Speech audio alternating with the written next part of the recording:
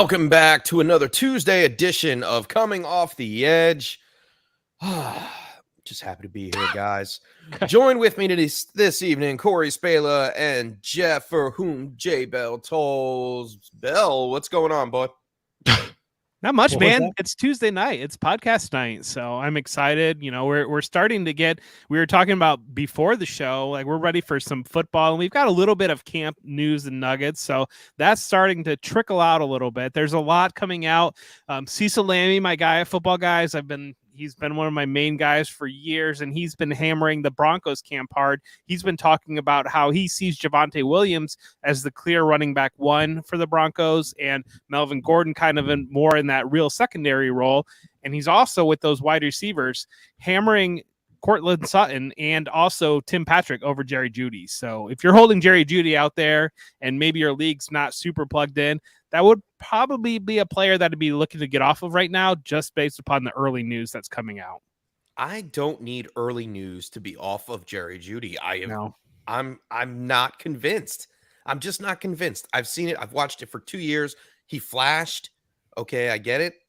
Could he do better with Russell Wilson at the helm? Yes, 100%. But not with a healthy competition on the field. That's when we didn't see him do well. Tim Patrick took a dominant role the year that Courtland Sutton was out. Courtland Sutton did very well coming in before he got re-injured. I think Courtland Sutton is the number one in that offense. And then Tim Patrick and then Jerry Jeudy. You could even sneak Hamler in there as a wild card. Shout out to the Broncos, huh? Yeah, they did well. And they sold for what? 4.5 million? Billion, bro. Yeah. Billion, I'm sorry. Billion. With 4.5. I would have taken a loan for that. $1 billion. Now that's cool. Shout out to Cecil Lammey. Is he normally a Broncos guy, or is he just a? He is. He's a Broncos beat writer, and he's also obviously with Football Guys. So he's out there day by day. So he gets a lot of it. And so I've been doing more, reading more lists. So there's a lot of good beat writer lists. Jeff Hasley has a good beat writer list. Chalk has a good beat writer list with undroppables. And so those are a couple ones. And I've been reading kind of those more than the timeline on Twitter, because the timeline can not be the most fun thing to read very often. So it's been kind of nice to get actual player news and actual NFL insights off of that instead of just kind of some of the other stuff that you'll see. Yeah. What's the tweeted out Tuesday looking like today? Not much. Running backs, pick one. That's not fun. Here's a NFL beat writer list that I'm a part of. See a baby dead baby rat. What else do I see out there? Most playoff wins. All right. Someone put out this weird thing: 0 wide receiver, 0 running back, and a balanced roster. I don't know. Some weirdo put that out. Is that me? Yeah, that was me. That was you, Corey. And that's tweeted out Tuesday here on Coming Off the Edge. Tweeted out Tuesday. We should have new fun segments like that. Tweet it off. We don't have a segment, much less multiple segments. We gotta have like a joke segment where we all. I think that is the joke. That is a joke segment. That is. I mean, I feel like our show we could do that every Tuesday, and it'd be hilarious. Let's all throw out a stand-up bit right now.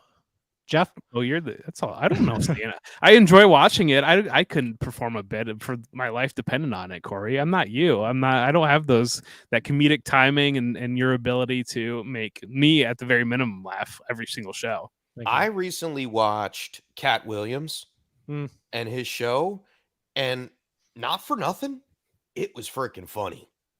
Yeah. When he goes over the chicken wing crisis. Now, the chicken wing crisis, and I love buffalo chicken, but, I'm kind of favored towards the buffalo tails or the tenders now, just for the simple fact that I don't have to pick them up with my hands, which is great. But he brought up a good point. Like, what? How the hell was there a chicken wing shortage? There's sort of everything, man. I don't know. They had plenty of thighs. They had plenty of chicken breast, but chicken wings, where the hell they all go? Where did they go? Maybe they're born without wings. No, that's impossible. Like there wasn't there some sort of like chicken disease that caused like massive flocks to get wiped out? I don't know.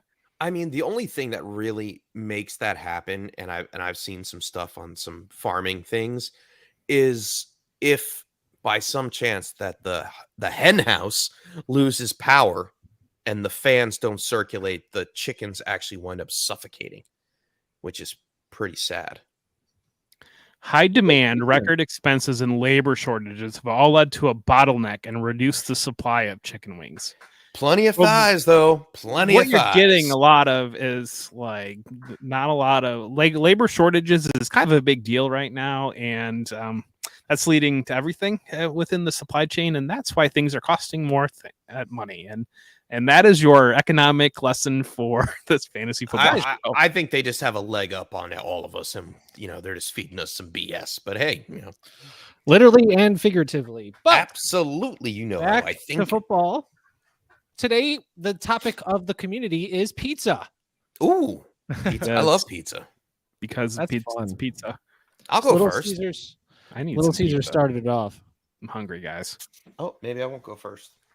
What are you going first about? Maybe we can comp these players to pizza toppings. I know who said the bell pepper was Kirk Cousins. Was that you or Nate? No, that was Nate. Okay. That was Nate. That was pretty bland. What's the best pizza topping? It's got to be Pepperoni. It's got to be Josh Pepperoni, Allen's of pepperoni. I feel like. Oh, the big pepperoni, huh? Yeah, I the was 101 in our Superflex Dynasty leagues. I was actually thinking like a Justin Jefferson for pepperoni. Well, nice, what about, like, crispy edges, by crispy position? routes. by by position. position We're just- pepperoni. We're By going way position. over We just name all the 101s. Well, pretty much, top right? at each player. Jonathan Taylor, Jonathan Taylor. Pepperoni. Kyle Pepperoni. Pitts. Kyle Pitts is Pepperoni. the pepperoni. Second best topping is Pineapple. Ugh. Italian sausage. Yeah, it's up there. I'll give you that one. I like Maybe sausage. green pepper, Mushroom if I'm in the mood for it. spinach, tomatoes. I like when I'm not in the mood for meat, I'll do the broccoli and ricotta cheese. A little bit of that Oh. fresh mozzarella. Some of those. Well, that was a fun segment. Yeah. Yeah. That was a good You know one.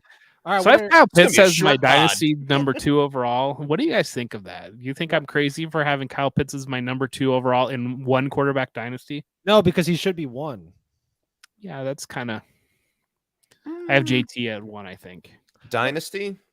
Yeah, Yeah. one quarterback, Kyle Pitts. Yeah, At he'll- 102, and you have Jonathan Taylor at 101. Yeah. catch you in 5 years. What's going to change more, Kyle Pitts or Jonathan Taylor? Who's going to change Well, I'm sure more, Jonathan Jamar Taylor, Chase or They Kyle both will. Pitts? Yeah. Kyle Pitts will be like what, 26 in 5 years? Oh no. Yeah. If he doesn't have a quarterback, what's going to happen? Corey? That's I'm a little my bit worried only about that's that. my only Desmond Ridder, baby. worry. Yeah. I don't No, know. I'm not I'd be very taking happy. anything away You know from I'd be Desmond very Ridder. I'm a happy big with I'm a Desmond big Ridder. I'm a big Ritter fan. What's up, Brad Bolt? But We just talked about that Sunday. yes, we did. I'm like in the more, I mean, I guess for dynasty purposes, you could put Kyle Pitts ahead because of the age, but I still believe that Mark Andrews has a great season and could finish as tight end 1 again back-to-back years. I mean, they take away Marquise Brown. You're left with Rashad Bateman, who showed signs of flashes last season. Didn't really replace him with anyone. And then we have Mark Andrews. So I tend to Devin believe Duvernay? that Baltimore No. will see much better defensive performance because their defense last year was kind of trash, and that led the defense being trash, and then the running game being non-existent led to all the volume through the passing game. And Andrews really took off when Tyler Huntley was the quarterback, not so much with Lamar. So I think I don't know. I'm the biggest Mark Andrews fan that you can find. I love his talent. I have questions about whether that passing game will be what it was last year, just because I think there are environmental factors, better defense, return of health from J.K. Dobbins, more running from, God, I can't say Mike Davis, but if Gus Edwards gets rolling back in there, I don't know. I think that Tyler you Beatty. could see a scenario where you look more like a traditional Baltimore offense, and then you're kind of existing on big plays, touchdowns, as opposed to actually getting the volume that you're really craving. I understand where you're coming from with that comment, but the way I'm looking at it is it all goes back to what Greg Roman wanted to do with that offense at the beginning of last season. He wanted to throw the ball more. He set it up to throw the ball more. He turned around and told us they were going to throw the ball more. and they threw the ball more. I mean, yes, it was coincidental that, Lamar was in and out. The running backs went down early, and they had no choice but to throw the football. But I still think that was part of his game plan all the same, to throw the football. And Mark Andrews should be a highly targeted tight end this season. How they via doing Lamar Jackson or via fantasy drafts? Or I'm both? sorry? How they do in the playoffs last year, throwing the ball more? Oh, I don't know. Oh. Well, I think it's entirely possible Mark Andrews can finish as the tight end 1, but dynasty rankings, obviously the age differential is huge. I mean, Kelsey's still 32, going to be 33. He's still tight end 3. What, Tony G and Chargers guy? Why am I blanking? Antonio Gates, they played well into their 30s, so it's entirely possible. We could totally be looking at Mark Andrews in the top 3 tight ends for the next 4 years, easily. Yeah. If not 5, 6, yeah. What was his contract? His contract extension was what? 4 years, 3 years, something like that. 4-year, $56 million contract. 11 Fact checks out. Math checks. He got paid. Yeah, but there's that potential out. You know what I mean? Yeah, but why would you get rid of him? I mean, unless you absolutely needed to, and which they don't right now. I mean, their wide receivers are young. Lamar is going to need a contract this season. He probably will get one by training camp. I know they're doing all their homework now, but I don't see why not Mark Andrews. Like, that would be the dumbest thing in franchise history, to get rid of Mark Andrews paired up with Lamar Jackson. Yeah, contract work is definitely a lot, and a lot of teams like the Cowboys put themselves in those holes with the contract. We saw with Zeke where they had to get rid of Cooper. So hopefully Baltimore is pretty smart with what they're doing, but I'm not entirely sure who on the defensive side is going to need a contract. True. Patrick Queen's coming up, the linebacker they took, and then there's a couple of those corners they've been working with. So I have no idea how that works, but that's something to pay attention. But yeah, he's 26. This needs to update, but yeah, Mark Andrews is for sure good. I think Hawkinson will probably get his way out of here soon. Does anyone agree with that? I think he moves up, actually. Wow. I've got him at 7 in mind. That's about right where I would think. I think Kittle's too high. Right. Kittle at 3 in mine. So that's where I'm. That's an uh-oh from you, Corey? But they say injury prone's a lie. But how do we ignore when someone's play style is so aggressive that it kind of just naturally knocks you out? And you can't. I mean, that's realistically you can't. And that there's a lot of questions with that offense. Obviously, what they're going to look like with Trey Lance as quarterback, what Deebo Samuel's role is going to look like. Do they transition him more to the passing game? Brandon Ayuk, how much does he eat out of there? So I understand there's questions there. There's a lot of questions surrounding San Francisco, whether or not they can duplicate what they put together last year in the midst of losing Jimmy G for a little bit with a rookie quarterback and Trey Lance. There is a lot of question marks, Jeff. I totally agree with you there. Look at this. He gets the ball. So dude. with that being said, who do we have the Rams repeating in the NFC West? Yeah, I would think so. I mean, Seattle's rebuilding. I think Arizona's got plenty of questions about them as well. Because Arizona started out hot last year, right? 9-1, weren't they? They did, and then they really fell apart. And then they're really, I don't know. I think Arizona is a franchise. When I look at them, they've got a lot of the top end pieces, but they don't necessarily have that depth flowing through. And I think that's kind of, and I don't know. I mean, when I look at Arizona, when I watch them play, Cliff Kingsbury strikes me as a mediocre Big 12 coach, which is what he was. He was a mediocre Big 12 coach, and he's seen some success, but some of that is, he's got Kyler Murray. Kyler Murray's a good quarterback, but what level of investment is Kyler Murray carrying with the Cardinals? Because he seems beyond frustrated. What kind of run game are they going to have to rely on there? Is James Conner going to be able to stay healthy for the first time in his career? And if he goes down, Darrell Williams is okay, I guess. But I think there's a lot more questions about the Cardinals because they've really been a very mediocre team since that hot start last year. Agreed. And a lot of it had to do with DeAndre Hopkins not being on the field, and he won't be on the field for the first 6 weeks this season, although he did show up today to mandatory minicamp. So yeah, that's cool. Don't the Cardinals kind of always start off hot and then they just kind of trickle off? Not always, but in recent year, I guess. There we go. They have a nice defense, especially with these main guys right here. I forgot who they could have added in the draft. They lost Jones. Dang. Oh, but they got Watt, but he was on the team last year, but only played 7 games. But Jalen Thompson, Isaiah Simmons have really did nice progression for them. And of course, Budda Baker. Do you want to know some trivia about the Arizona Cardinals? Yeah. Savon, you got to do better. What? They're the only NFL team that has not lost a home playoff game. Because they just never played one? Yeah, they have a lot of them. Yes. They're actually a very historic organization. They're one of the oldest organizations. They started out in Chicago, and then they went to St. Louis. Yeah, but they were just never very good. They were actually one of the first teams in the NFL. Dude, I forgot they got McBride. Oh, they got some defensive ends, but that's probably because of Jones leaving, right? Yeah.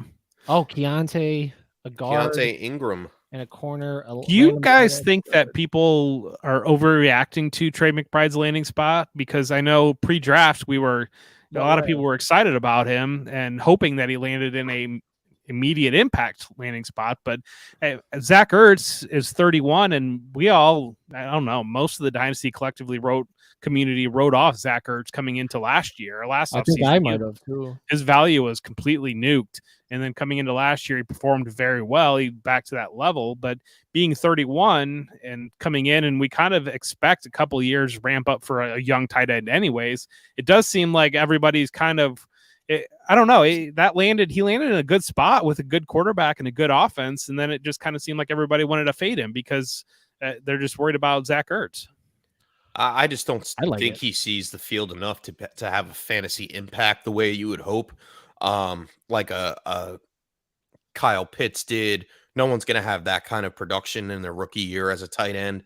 Even TJ Hawkinson, we talked about Noah Fant in his rookie year. They all take some time and at least a year or two. They're not going to just push them out there. You notice they went out and they re-signed Max Williams to a 1-year deal, even though he was injured last season. I think he tore his ACL. And they have Zach Ertz as well. So, I mean, I don't think he sees the field enough to be fantasy relevant the way we want to be fantasy relevant. In Dynasty, is he a piece you want to take and stash and keep on your taxi squad? 100%, because he did get the 4-year deal, and he's going to be a part of the future of the franchise. But right now, they're trying to win with what they have on their roster. They're going to run out of time with DeAndre Hopkins. They're going to run out of time with James Conner. Kyler Murray, they're going to have to re-sign him. They just brought over Marquise Brown, which is a great addition. And they absolutely needed a wide receiver because, they didn't know about DeAndre Hopkins, or maybe they did, with the PEDs. So I don't know. I think they're going for it now. And whether or not McBride is going to be an impact to that as a team or for a fantasy option, I'm going to say no, not this season. Fantasy relevant, no, but he may likely find a lot of playing time. I think, Chef, you might have said this on Sunday, especially with DeAndre Hopkins missing the first 6 games, is it? They didn't really revamp the receiver room much after losing Christian Kirk. Antoine Wesley's not doing too bad. They got Antoine Wesley. They have Marquise Brown. They still have... But for 6 weeks, though, it's like... What's the guy they drafted last year that I spent a damn good quarterback on? Rondale Moore. I mean, we're waiting to see if he breaks out. And if he ever had an opportunity, the first 6 games of the season would be it. Yeah, and maybe that's a flyer that you can get on the cheap right now. Yeah, Cliff said today that Rondale Moore has a big improvement and should see the ball more. So, but we saw last year he wasn't. But right. And he still wasn't in the mix with. I mean, yes and no, I guess. So why couldn't McBride, if he is this not your traditional, that hybrid tight end, put him in the slot and see what happens? I mean, I guess if they show something in training camp that he can do that, sure. They ran more 2 tight end sets last year than I think people realize. They ran it 22% of the time, and I think that where they were the year before, and traditionally we kind of viewed them more as that 4 wide receiver air raid offense, and last year they transitioned more towards a traditional NFL packaging with more 2 tight end usage, rotating those backs through, trying to have a little bit more of a power run game to take some off Kyler Murray. And I think that that's something that we have a picture of our mind's eye what the Arizona offense looks like. And I kind of wonder if we're a little bit off there because, yeah, we talk about the depth at wide receiver really isn't there like you would expect to see. And so I could see more two tight end usage, and I could see McBride being on the field more with Zach Ertz and see more getting into those situations. And really, when you're looking at the back end of tight end one, you're hoping a guy that can catch occasional touchdowns and get 3 to 5 balls a game is realistically to get you in play for tight end one. And so I wonder if it's the potential is not there to be an immediate impact guy. And God forbid, if Zach Ertz misses any time, then Twitter's going to lose their mind on Trey McBride weekend. Yeah. I mean, here's the recent notable rookie tight end usage, immediate impact here, and you're not expecting much. I mean, some of these players had the opportunity, while some of these players, Dallas Goedert, he was behind Zach Ertz at the time, Yeah. So there could be a reason why that these specific players didn't have an immediate impact, but like still a pretty solid, like all these kind of low 30s receptions. That's probably what we could expect out of McBride. Nice, 35 for 400-yard season. His ADP right now is 225 overall. In fantasy? Yeah, on Fantasy Pros. I mean, would you rather have Trey McBride, or would you rather have, say, Austin Hooper? Hayden Hurst? I mean, I guess Hayden Hurst is the Gerald Everett for the Chargers. Like, there's so many tight end twos that I think we're all hoping that he hits early, like a Freiermuth or a Kyle Pitts did. And I mean, that doesn't usually happen that often, but we have seen it back to back. So I don't know. It's a tough situation. I just don't. I mean, for Dynasty, I'm not in right now.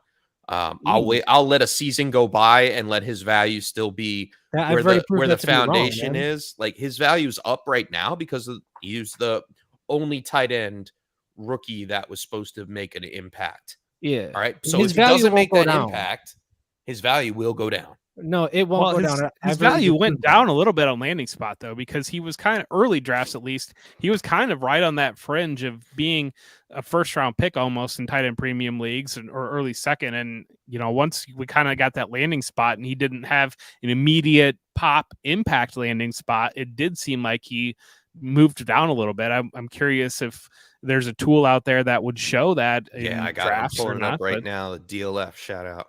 Yeah, I got that here. But I already proved it wrong. Tight ends won't lose value after the rookie year. And if they do, it was like your Cahill Waring or whatever that guy was. The minute they flash just once, these like Irv Smith held on for 2-3 years, and McBride, he's going to make a big play here and there. And it definitely will not make his value go low, because if you already had the expectation with him, the landing spot is not cool, but I mean, it actually is pretty cool when you think about it, especially when you look at Zach Ertz's contract. It's at least a 1-year deal, even though it was a 3-year extension. But if McBride flashes, he could easily be there. I mean, I get it. Like, his ADP hasn't really fluctuated as much as I thought it has. It started out at 148 in March, dipped after the draft to 157, and now is back up 5 spots at 152 in the end of May. So we'll see it coming in June. I think it'll plateau right there around that 150-ish mark. I don't see it going too crazy. You got it right there. Good. Cool. Yeah. I mean, his positional ADP, it's the same. Like, this fluctuation is not too much to really warrant any change. I mean, it did get drafted really high. This was during combine-ish, late or early combine. Yeah, I guess that's what it started out with all the Sharks doing their pre NFL drafts.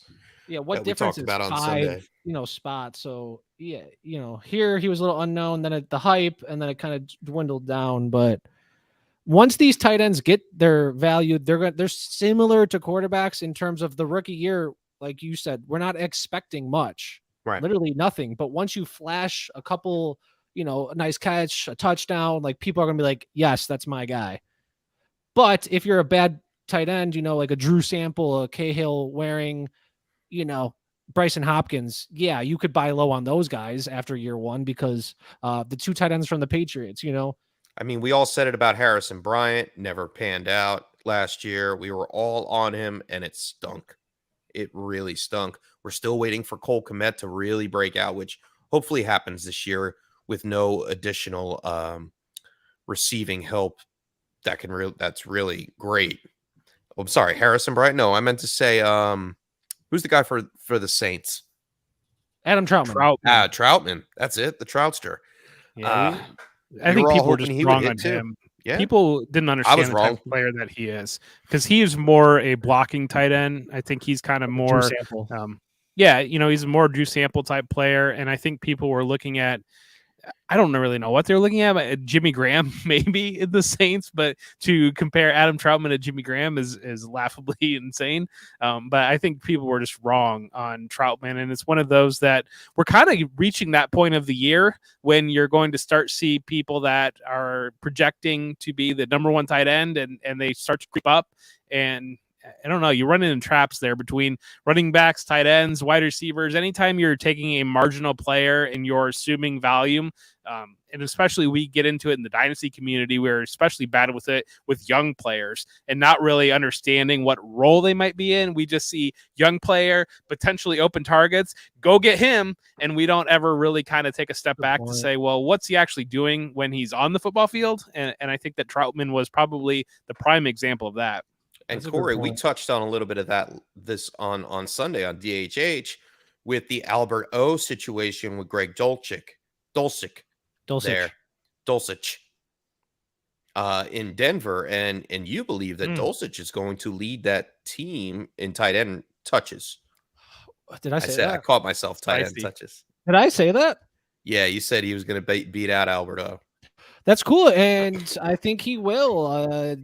Cecil Lamini was saying how Albert O has struggled a little bit, but he caught a big touchdown pass today.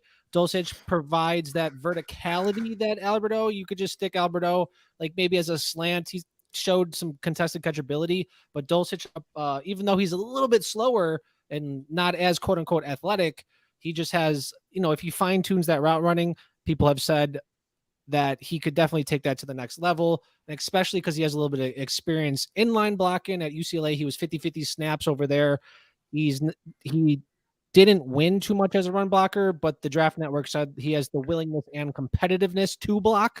You can't teach that, but you can teach blocking. And with Hackett having the second most tight end sets ran last year in 2021, likely that means they may bring that back with the Broncos, Albert Ho. But then again, there's all that other people, Hamler, Tim Patrick.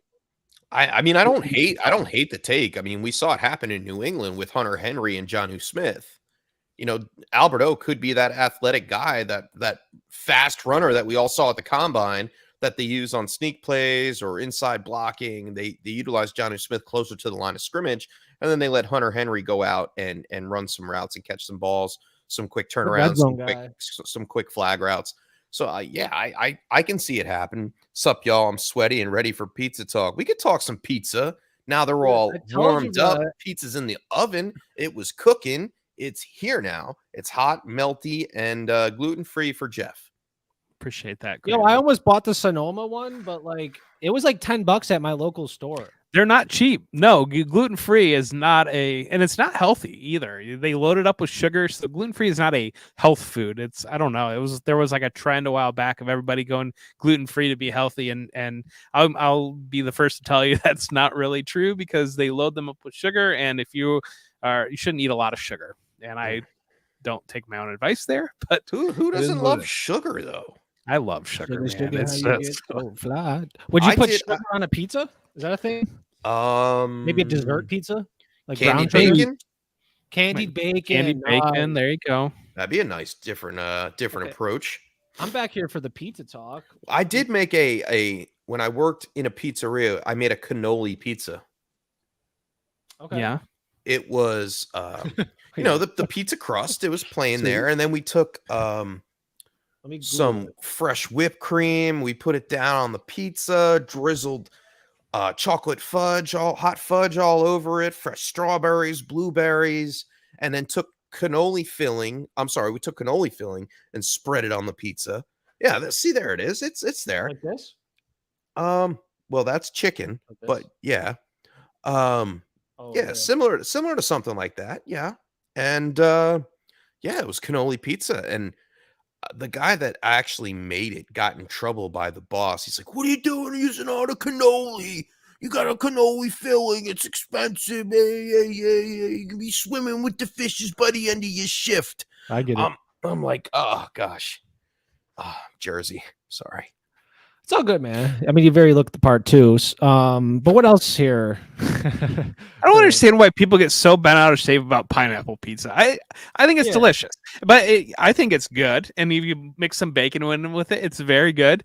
But if you don't like it, don't eat it. Like, just I don't know. Yeah. People are getting so mad about it, and it's like, wait, are you okay? Like, it's a what topping. is wrong with you? Like, are it's you a topping? Okay? It's popular more popular on the West angry Coast. on the internet about pineapple pizza. Yeah, no, I don't think you should get angry about any toppings on anybody else's pizza. If you don't like it, you don't have to order it. Like over here, I mean, you've seen the baked ziti slices, right?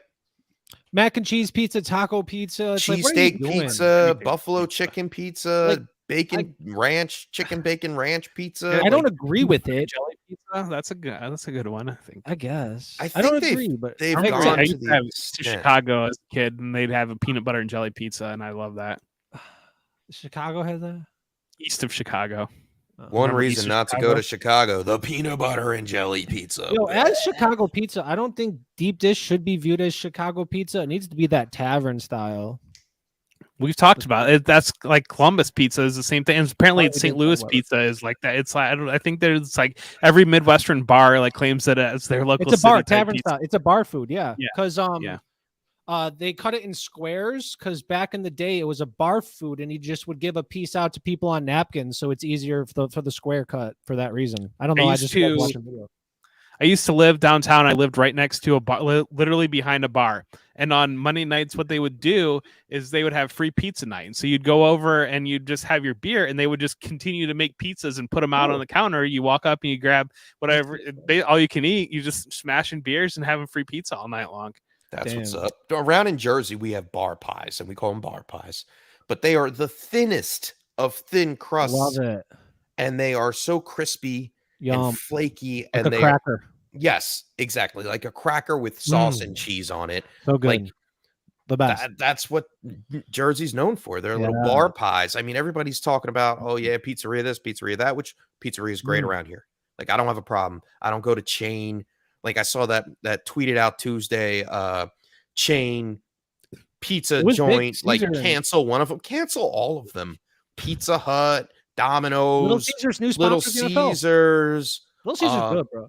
What else? DiGiorno. Marco's is good. Marco's. I mean, Papa John's had it for a while with all the fresh ingredients and everything like that. But I'm trying to swear it's still a franchise pizzeria.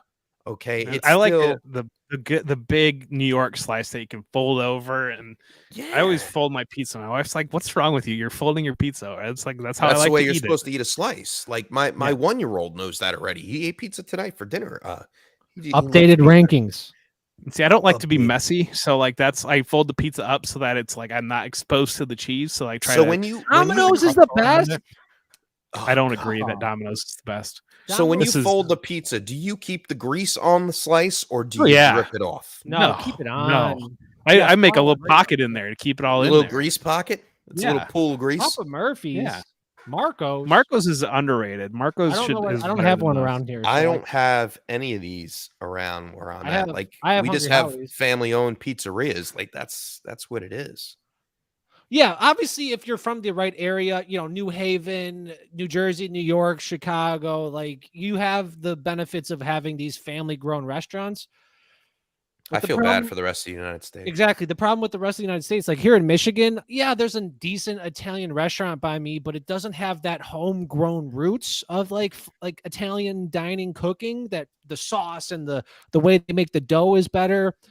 But I just don't see how like Domino's is the best of 2022. Is that based on sales? Cool. You may have sold the most, but that doesn't mean you're the best. They're saying it's ordering technology because maybe. Sure. Well, that's what that article just said. Like it said a lot of it has ordering technology because you can track your pizza. You get to watch your pizza going in the oven and into the hot car mobile, the pizza CC's mobile. is all you can eat, and it's not very good. I love it, dude. In my hometown, they got rid of it. I was so pissed. That was a big like on like a Sunday morning in college. We would it was one of those like once a month or so we'd roll over to CC's because it was like $12, and that's the kind of expensive for a meal in college. But after a long night of partaking and inviting, you'd roll into CC's and you'd spend about 4 hours there, and you just would do some work. Awesome. Hey, bro, dude, the CC's back in my hometown when it reopened, it was CC's Beyond. They had wings too. There you go. Donato's is way better. What? So hating on Columbus here to me? Is it like a Golden Corral but pizza style? Pizza. That's pretty much what it is. That's probably I think that's probably exactly a fair way to explain it. Yeah, they have like a salad bar, and then they also had like the little like spaghetti with a red sauce bar. Our Pizza Hut, our local Pizza Hut would do the same. It would have a buffet that you could go to at the Pizza Hut that would have different pizzas coming out. Yeah, and then you could put like a special order, and if it wasn't too crazy, they would put it in. Where are you at? New Jersey? They don't have any in New Jersey.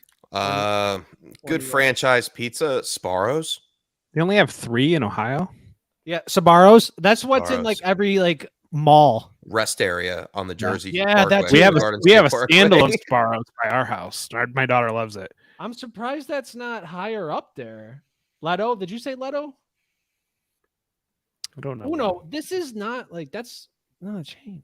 Your pie. La Rosa's is good. What is going on here? And how is it lower than Domino's? I think this is based on sales. This is a bunch of. It has to be based. Well, the first paragraph said ordering technology. Home of the extra. Yeah, Sbarro's not bad. Like I always messed with Sbarro. Yeah, I mean, if it's going to be a chain, I would mess with Sbarro. That's fine. I respect that. It's like if you're gonna get like a chain of like Italian food, you're getting like Barilla or whatever Barilla. Yeah. You said it right, Barilla. Yeah, oh, is it? I don't know if that's pronounced translated over. Yeah. Cool. Yeah. Wow, that was some good pizza talk. Any other good pizza places? I feel like when you talk about the things we talk about, that's like when like the momentum dies of the show. We had good tight ends. When we talk about football, it goes downhill. When you talk about the things you're talking, like when you step outside of like actually talking about a thing and you talk about that you talked about the thing, that's when you're kind of like, all right. Mellow mushroom, huh? Check that out. Mellow mushroom's okay.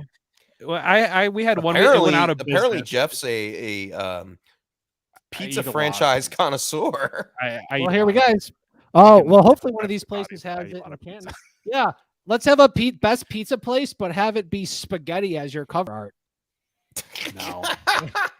What do you like? Come on. That picture, that was a copy and paste. DJL had it. Yeah, you got to have like the wood fire, definitely. Wood fire or coal fired helps the situation. Yeah. Brick oven definitely helps the situation. And speaking of cooking pizza elsewhere, I'm looking at buying a new grill. I got offered to get a new grill for Father's Day coming up this weekend. This looks good. Yeah, you should. And I'm looking into the Traeger grills. Yeah, do it. Okay. And I want to cook a pizza on it. Get the uni.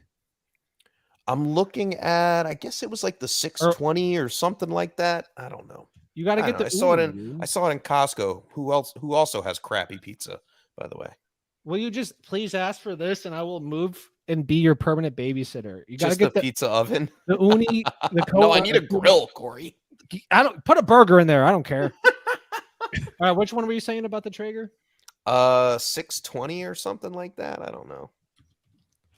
$600 just to buy a pizza oven for your house, dude. But you can do it on the Traeger. You can do it on the Traeger. It's great. Oh yeah, Mom Spaghetti. Eminem opened up his spaghetti shop. A spaghetti shop. Just get a decent grill. You know what I mean? Well, the thing I'm learning about the Traeger grill is the startup one is rather small, so you can't cook too much on it. Maybe you can get 3 racks of ribs on there. That ain't going to be enough because if you cook ribs, you want to cook a lot. At least I do. Yeah, I mean at least 5. I mean 3 seems like a good amount. You, the wife, and then leftover. Yeah, but if I tell any of my friends that I'm cooking ribs, all of a sudden people just show up. Yeah, it's not like uninvited. And and honestly, no if one- you have them in the no one asked smoker, you to people are come going to over. smell that and just Oh, show for up. sure. Yeah. Yeah, Like sending out smoke signals with my Traeger grill. literally. I Yeah, can't they're wait, sending man. out smoke I signals. think I might accept this gift. I would say you should. I mean, if you're gonna get something nice, you're a cook, a chef. You know what I mean? You can now become like a grill master and learn how to smoke meat. Pitmaster. The pit You could be an all around chef, I am an all-around chef. a hybrid chef. I've smoked a lot of things. Yeah. Yeah. Done, We're smoking meats. pork belly. Smoking Smoked people. pork Yeah. belly. Brisket. Okay. Fingers. This is where we die off again, so let's pick it back up. Dang. All right. What about Kenton? Kenton will go to a pizzeria, huh? Besides maybe you, Josh. Sorry. Guys, I'm not coming. Well, if you're not coming. Oh, you decide. It's out. Remember, he's got a vacation. He comes back the day of. Yeah. He just wants to chill. Yeah. I don't blame you. Yeah, I don't think it's the right thing to do. Oh, unfortunately, and I'm sad about it. I am. I fought with myself over it a while, and it's the responsible thing to do. Whatever. And who knows? I'm coming back from Aruba. I got to get tested and then wait and see if I have it and not have it, and then get tested again when I come back. And you're fine, bro. I'm 100% fine. But it's a lot. It's just a little too much going on with the Aruba trip. That's so fine. I will be with you in spirit. Yeah, I mean, who the hell goes to Aruba? Especially going. Where is that at? Where is that? Aruba? It's in the Caribbean. It's south of That's the actual Jamaica. Country. That's not a city. It's actually closer to South America than it is the United States. Montego. Ooh, I want to take you down the Coco. It's part of the Netherlands? Yes. It's owned by the Dutch. Cool. Oh, that looks beautiful, man. Enjoy. Oh, it is gorgeous. You going with the kid or no? Yeah. Oh, yeah. Okay. We have a timeshare down there. So nice. We're excited to finally get to it after 3 years of waiting. That's cool. Nice. Jeff, you got any vacations on the horizon? We're going to go to Michigan. We go to Michigan every year. So we're going to do that. We're going to go to Delaware to Bethany Beach in Delaware. So those are Delaware. I'm going. Oh, golly. Don't say August. I'm going to say it's like end of July or early August, I think. Well, if it's the end of July and it's not the 31st, let me know. And maybe I'll make a trip down to Delaware for the day. How far is that from you? He's not trying to hang Delaware, out. it's like an hour and a half. Okay. It's a 50-minute ride to Philly, and then it's like 5 minutes to Delaware. We stay with our friends usually, so we've got 3 kids, or the other family that kind of comes from Columbus has 3 kids, and then the family that we stay with has 4 kids, so there are like 10 children. Yikes! And then 11 with you. Yeah, with me, I kind of count as I think all that. Well, I mean, as long as there's pizza, takeout pizza. Yeah, what's the pizza like out there? What's the pizza like in Delaware?